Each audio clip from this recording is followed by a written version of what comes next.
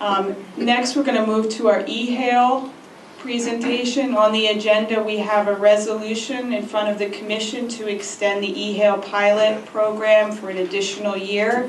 It would expire by the end of May 2014. This resolution would extend the pilot for another year till the end of May 2015. And Joanne Rowson is going to do a presentation on the third quarter findings of the EHail program. Good morning, Commissioners. I'm Jo Rowson, and I'm the Director of Technology Programs here at TLC. I'm going to be giving you an update on the EHail Q3 program, or pilot program. We're going to be looking at numbers from the first 9 months of the EHail pilot thus far. So, EHail adoption continues to rise. We're seeing more and more passengers and drivers using EHail apps, and we're actually up to almost 1.5 million EHail requests. At the same time as we're seeing the EHail is increasing in numbers of users and requests, we're also seeing that users seem to be a little bit smarter about where they're using EHail apps and when they're using EHail apps. So this chart actually shows over time both the adoption as well as the success rate, and we can actually see that this orange line, which is the fulfillment rate for EHail requests, has gone up steadily over the program.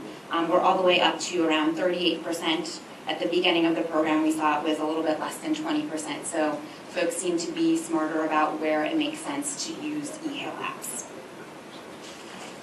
If we look at where passengers are using EHail and where those fulfillment rates are actually happening, we're seeing that on this map in yellow is where the top third highest fulfillment rates are happening, and those are actually in northern Manhattan, in Brooklyn, and in Queens. And actually the lowest fulfillment rates are actually being seen in kind of the outer edges of the 5 boroughs as well as in central Manhattan. So we're really seeing that these success rates are more happening in the outer boroughs and in northern Manhattan. I do want to point out that in the grand scheme of things, EHails are only accounting for less than 0.5% of all taxi trips, so only a few taxi trips are actually originating from EHail requests in the grand scheme of things.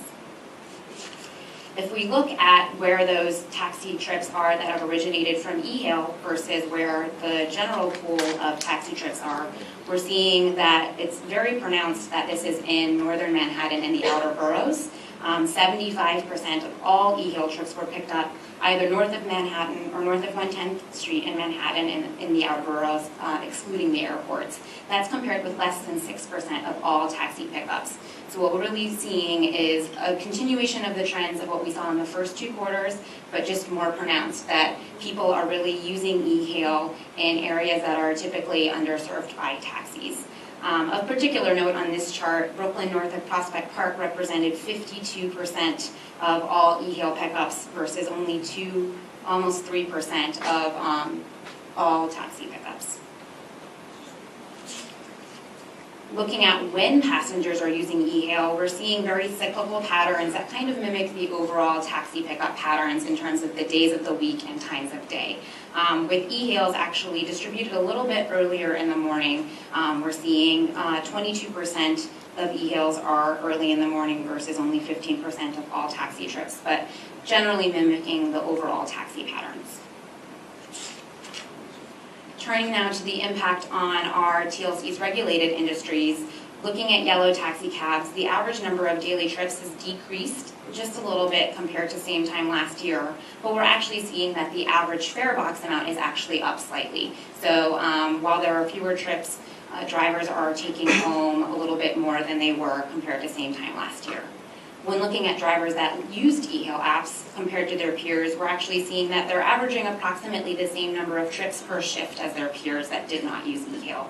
This is actually a change from the previous 2 quarters where we saw that they were actually doing about 1 more trip per shift. We did, however, see that overall drivers have been more highly utilized in this quarter.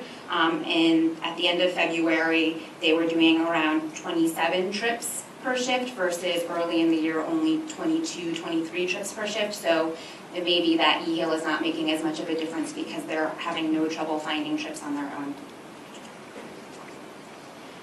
Turning to the FHV industry, across the board, we're seeing a continuation of the trends that we had seen previously, and that is that the number of licensed bases, vehicles, and drivers has increased from 2012 to 2013, 2014. This seems to indicate that the industry is still growing and very healthy. We've still got people that are interested in becoming licensees here at the TLC. If we dig into that a little bit, we actually have been surveying passengers over the full pilot thus far about opinions about EHail, where they're using EHail, etc. And one of the questions we asked them is how they would have gotten to their destination if they had not used EHail. 51% indicated that they would have hailed a taxi even if they hadn't used an EHail app. And the next biggest category was passengers that said that they would have used some sort of alternate non-TLC transportation route, like biking or public transportation. Only a minority, 13%, indicated that they would have called or hailed a car service. So if we're looking at the less than 500,000 successful EHail trips that have happened, and we apply that across all of our FHV licensed vehicles, this is actually well less than 1 trip per day per FHV. So we already know that the number of trips is not a lot, and it's not likely that these trips have really had any sort of impact because there just aren't that many of them. Digging more into the passenger side, passengers continue to be split over the value of EHail, with a quarter of them reporting that EHail trips were more convenient and another quarter of them reporting that street hails were more convenient, and even more that reported that the convenience really varies by trip. Relatively few trips originated from EHail, as we mentioned, so wait times were not really likely to have been impacted by EHail because there's just plenty of taxis that are available and people are still street hailing for the majority of trips. EHail apps are being used by passengers of all ages, so we're seeing a nice distribution there with a quarter of them being aged 65 or older. Compared to same time last year when we start looking at complaints, refusal complaints were pretty similar to what we saw last year, and unsafe driving and cell phone use complaints actually dropped by almost 11%.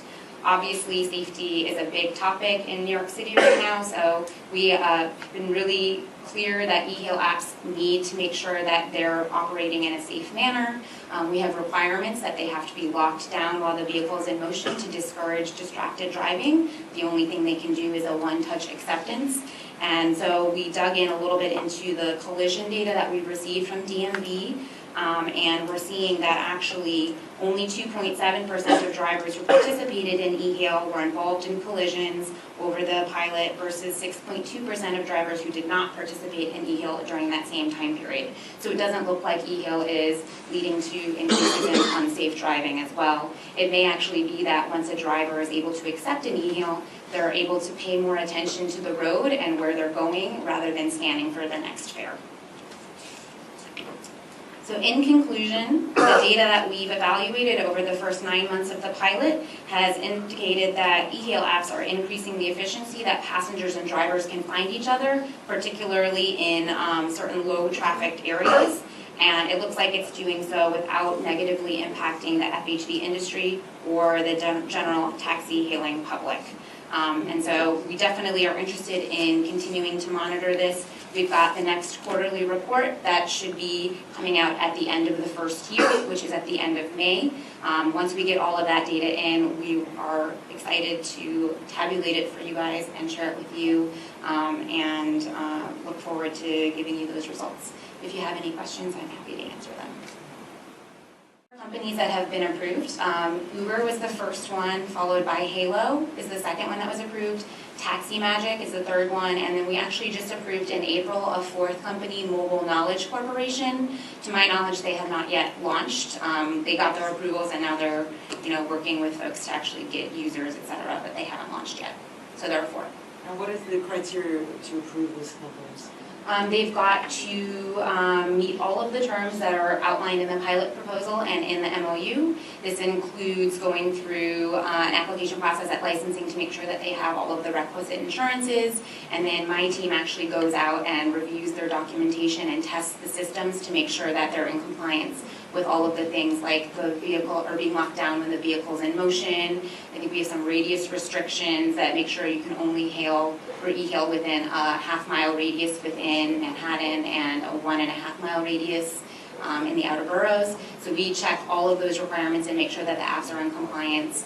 And if everything is in line, that's when we'll approve them. Are they monitored? I mean, for example, when you first say, okay, everything checks out and they have these radius limits, are they followed up on, or? We actually required, similar to all of our other technology programs like TPEP and LPEP, that we have access to test credentials and test versions of the app so we can go out at any time. And we do, occasionally they'll push an update to an interface and we'll test and make sure that it's still in compliance with the rules. And we have access to that at any time.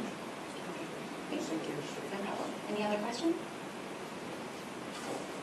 I'm sorry, but I missed the refusal complaints. You say it has remained constant. Yeah, it's pretty similar to the same levels as last year. And I'm sorry, is it, when it's refusals, it's all refusals, it's not yes, a subcategory of refusals related to e-hails, correct. right? I'm looking at all refusals. We do have separate categories for EHail. We've actually only received a handful of complaints that have actually been categorized as EHail. I think it's something around 25 or 26 total complaints over the 9 months. And the ones that we do, I think a couple of them have actually been related to refusals, but because all of this is logged, we have information from the EHail apps about what happened on the passenger and driver side, and then we have information from the TPEP about when the driver is going on and off duty, because that's now controlled through TPEP. And the roof light, we're actually able to research those pretty rigorously and find out whether or not there are valid complaints and prosecute them. Any other questions? Okay, so for commission action today is a resolution to extend the EHail pilot. You originally approved the pilot in December 2002 and modified this pilot slightly in February of 2012, I'm sorry, and modified the pilot in February 2013. It didn't actually begin until the first participant was approved in April of 2013. The pilot will expire on May 31st, 2014, so the staff is proposing that and the resolution proposes that the pilot be extended for 1 year until May 31st, 2015. All requirements of the pilot will remain unchanged as originally approved, except the quarterly reporting that the staff is doing. We believe they propose that we just do semi-annual reporting. We think that that will give a fuller picture of what's actually happening. The final resolution for action was posted on the Commission's website, transmitted to the Commissioners on May 12th, 2014, as required by local law. Madam Chair, can I ask a question? When does this stop being a pilot and when does it begin to be permanent? We would to make it permanent, we have to do permanent rulemaking. So this gives another year extension to the pilot within which we can do permanent rulemaking. So it could end earlier if the commission approves permanent rules. And what would be the impetus to make it permanent rulemaking? The impetus would be that it is a program that is successful, that's working, that's not impacting negatively the other industries, that is an easier way for passengers to get for-hire transportation. So it would make sense to do permanent rules because the pilot has been deemed a success. It seems to me the statistics are pretty They're pretty impressive as they are, and I doubt that we're going to need a full year of analysis to, develop permanent rules. And in fact, we've already drafted permanent rules, so there's probably some modifications that would be necessary to the permanent rules. But this is merely a way to give us some additional time, because otherwise the pilot would end at the end of May. So when you say it could be, how much is this on? When you say it could be less time, we don't have to wait out a year to. Exactly, yeah, and from all indications, it doesn't seem that waiting a full year would actually give us anything more. It's just that we should at least have the benefit of 4 quarters of reporting, which would give us the full year of a pilot, and this extension will allow us to do that. I just want to say that when we first embarked on this pilot, we thought the world would come to an end, that everybody It hasn't. Right. That everybody would just use e-hail, that you wouldn't be able to go on the street and hail a cab, that they'd all be involved. And I think the data has shown that that is not the case. part of the pilot was to show that certain neighborhoods, we believed, were being underserved by the yellow cab industry. We think many of those neighborhoods have been shown that they are using EHail, obviously because that's one of the many, only options available to them. So I would encourage the staff to move quickly to And I think to make this a lot of permanent. the fears about the program have been dispelled thus far about whether it would have a discriminatory effect against certain segments of the population, whether there would be refusal complaints.